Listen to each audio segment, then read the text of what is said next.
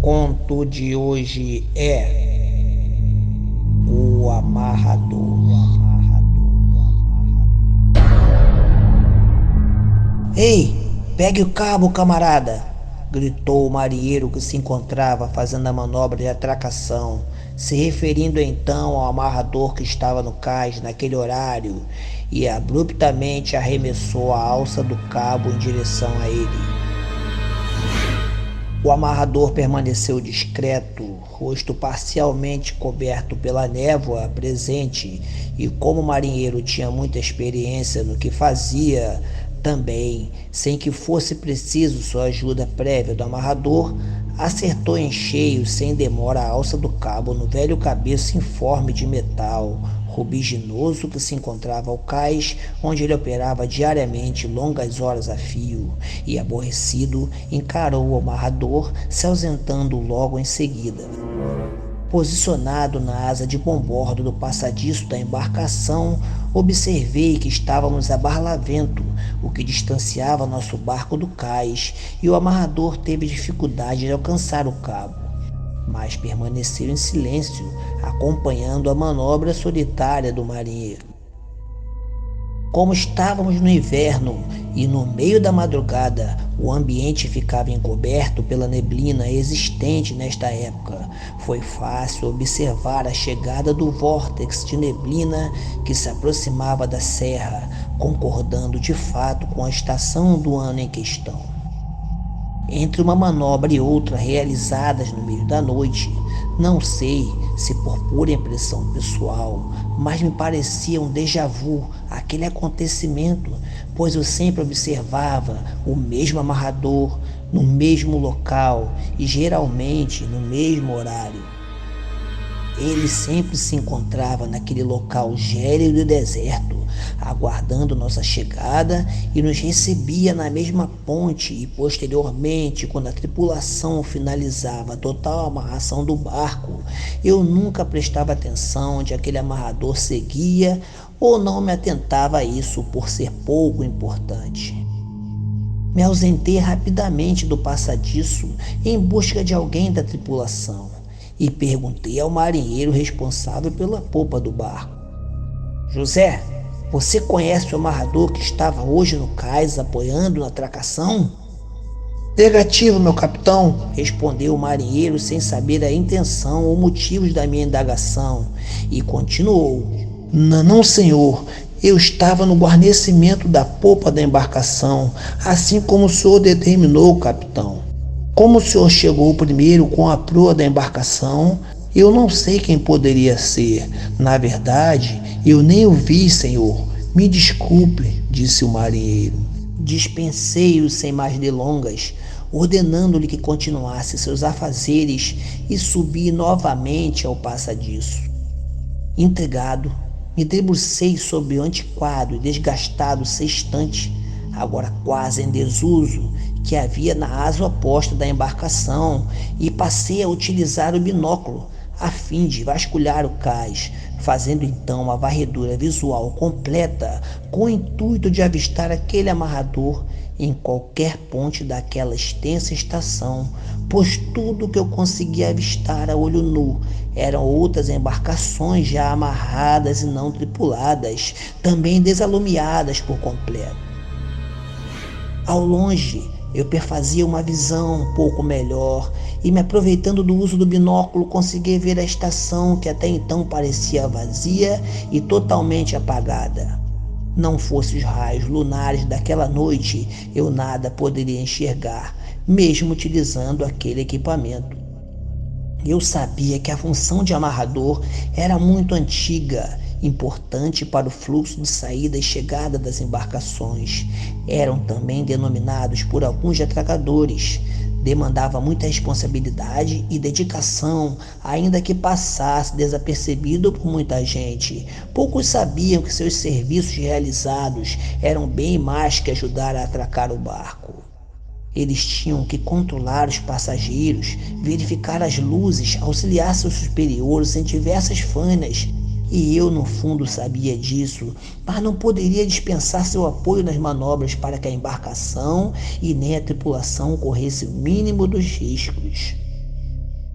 Depois de alguns minutos vigiando toda a área e quando já estava desistindo da busca, percebi que na extremidade, bem na extremidade de uma das pontes de atracação, eu titubeei para ter a certeza que ele estava lá. Longe e até difícil para afirmar tal fato, pois a névoa e o brilho noturno não me permitia com facilidade essa constatação, mas estava lá, sua silhueta, parado, observando o mar, possivelmente sem o seu colete salva-vidas, que era de uso obrigatório, intransferível e restrito. Cismado, desliguei os radares e subi no ponto mais alto da embarcação, mais precisamente no Tijupá, o que não demorou mais que 1 minuto, e ávido peguei rapidamente mais uma vez o binóculo e lancei todas as atenções ao local onde ele surgira em meu visual instantes atrás. Para meu espanto e surpresa, mesmo dispondo de uma visão privilegiada, não avistei mais o amarrador no mesmo local. Me questionei. Ora, eu não demorei mais que 1 minuto para subir no Tijupá. Tudo bem que eu subi de costas, o que é o certo a fazer? Como ele saiu de lá tão rápido? Para onde fora aquele amarrador? Fiquei estático por alguns segundos e tornei a efetuar a varredura por algum tempo, infelizmente sem plotá-lo. Percebi claramente que a caligem se dissipava aos poucos naquele momento, mas conservava a friagem extrema natural, condizente com o horário, então desci rapidamente para me abrigar no passadiço novamente. Tomei um café e solicitei ao encarregado das máquinas que as parassem, pois eu iria sair de bordo, mas não lhe informei o motivo, pois no meu íntimo não havia me conformado com o sumiço do amarrador e eu estava decidido a encontrá-lo, quem sabe combinar futuras manobras, quem sabe até confrontá-lo. Após constatar que as máquinas estavam realmente paradas e a embarcação estava seguramente amarrada, deixei-a a cargo do imediato e desembarquei em direção à estação, equipado com um binóculo e uma lanterna de cintura. Passei pelas arandelas enfileiradas no cais, que iluminavam toda a sua extensão, cortando em alguns pontos aquela névoa esbranquiçada e torpe, com o nível mais baixo de outrora, mas que insistia em ficar. Caminhei pela ponte principal que fazia a ligação das dependências em terra e por fim cheguei ao saguão principal. Avistei pelo meu bombordo a sala da chefia com vidros grandes e escuros que não nos permitiam uma completa visualização interna, mas quem porventura estivesse lá dentro poderia nos ver com facilidade. A boreste percebi que os exaustores desligados no momento deixavam o local mais silencioso e com ar lúgubre. Mesmo rebuscando todo o local, não avistei o chefe da estação, que geralmente permanecia ali para que a jornada passasse mais rápido, por certo para observar o som do carrilhão existente no local, ou quem sabe o barulho das pequenas vagas batendo nas pontes. Fui até o final da estação, exatamente no mesmo ponto, onde eu, quando se fazia a bordo, havia identificado o amarrador momentos atrás. De lá, olhei com o binóculo em direção à embarcação novamente, agora em sentido contrário. Constatei que por estar entretido com tudo aquilo, eu não desligara as luzes de navegação da embarcação. Mas isso era um pequeno detalhe em relação ao meu real objetivo naquela noite, arriscando até mesmo pegar um resfriado forte. Contrariado e decepcionado por não encontrar o tal amarrador, saí da extremidade do cais e quando retornava em direção à embarcação, vi uma espécie de representação de algo ou alguém partindo da sua sombra já no final da curva perto da sala do chefe. Acelerei meus passos e liguei a lanterna posicionada na minha cintura para ajudar na iluminação do local, pois nesse momento os raios lunares haviam se ausentado completamente. Ao me aproximar da esquina do portão onde ficava a chefia, olhei a Boreste e ainda consegui ver subindo as escadas da dependência em terra um último passo e confirmei que minhas desconfianças sobre a representação vista por mim momentos atrás era realmente uma pessoa. Era ele, era o amarrador. Olhei novamente para a embarcação, que agora estava em segurança e de proa voltada para mim, mas eu sabia que não poderia me ausentar por muito tempo. Porém, optei por permanecer no encalço do tal amarrador, subindo a escada em seguida para ver onde se escondia e o porquê de tanto mistério. Após chegar ao topo da escada, naquela inquietante perseguição, notei que a parte superior das dependências da estação tinha um tom antiquado e rústico. Haviam muitas seções e compartimentos que normalmente eu nunca havia conhecido, em especial, e segui em frente. Cheguei a um corredor que dava para a vista de onde as embarcações estavam e andei de ponta a ponta à sua procura, pois vi com clareza que ele havia subido ali naquele local, quase naquele momento. Quando me encontrei ao final do corredor e, surpreso por não tê-lo encontrado, franzi a testa, cocei a cabeça e peguei o caminho de volta. Desta vez, margeando o muro que dava vista para o mar, e antes que eu chegasse na soleira principal, novamente para descer aquelas escadas, vi ele em pé, ao cais próximo da minha embarcação, e fiquei desesperado. Me questionei: como pode isso? Por onde ele passou? Ele olhou em minha direção, como se quisesse me dizer algo. Eu podia ver um detalhe em seus braços, que os tornavam mais protuberantes, grotescos até. E assim aos poucos fui caminhando muito lentamente. Ele foi se aproximando perigosamente do cais, foi se aproximando do cais. Penosamente ele olhou mais uma vez em minha direção. Pensei instantaneamente: ora, só poderia ser para mim que ele estava olhando. Então eu pude vê-lo integralmente. Eu acenei para ele de forma que meus acenos claramente informavam que parasse de caminhar em direção ao cais, pois naquele horário, naquele silêncio sepulcral, eu não poderia gritar. Todavia, eu nem mesmo sabia o seu nome. Acenei mais uma vez, veementemente em sua direção, e sei que ele me avistou, mas o que ele fez em seguida me deixou em pânico. Apesar de ver meus acenos e ver meu desespero completo, ele se atirou de todo o corpo naquela água, e como se não bastasse para meu martírio, ainda havia uma grande, estranha e incomum vaga que se aproveitou do momento e o engoliu completamente. Ao ver aquilo, mesmo estando na escuridão dos corredores, sobre aquele assoalho, automaticamente passei a retornar correndo, descendo aquelas escadas escorregadias e curtas até chegar novamente à chefia daquela estação. Desta vez tentei abrir a porta forçosamente, sem sucesso. A mesma estava trancada e depois de várias tentativas fervorosas, o chefe surgiu e finalmente abriu a porta para mim. Disse o chefe: Boa noite, capitão. O que houve? Por que tanto desalento? Chefe, por favor, reúna o maior número de pessoas possíveis. Ligue a sirene se puder. Eu mesmo vou soar o apito e o alarme geral da embarcação, disse eu alvoroçado. O chefe, atordoado, sem entender o que estava de fato acontecendo, perguntou-me naturalmente mais uma vez: Mas o que houve, capitão? Me diga de uma vez por todas. Estou ficando preocupado.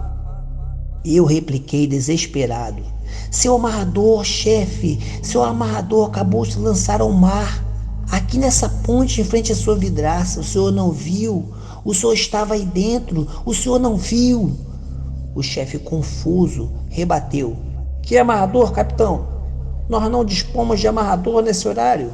O senhor não sabia? Será que o senhor não está equivocado?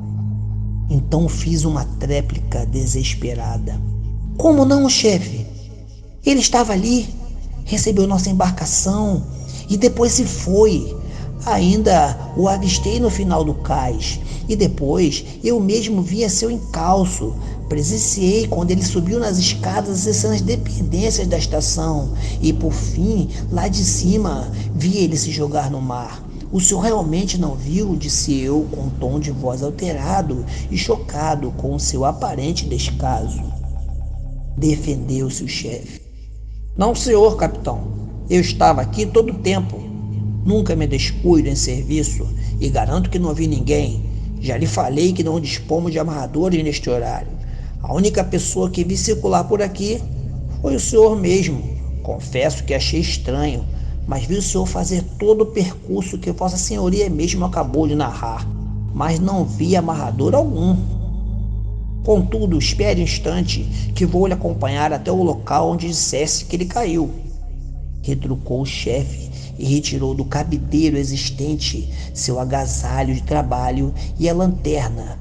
Então juntos fomos ao cais, onde eu vi instantes anteriores acontecer a queda do pobre amarrador, na esperança de resgatá-lo, ou quem sabe, vê-lo boiando no aguardo do socorro.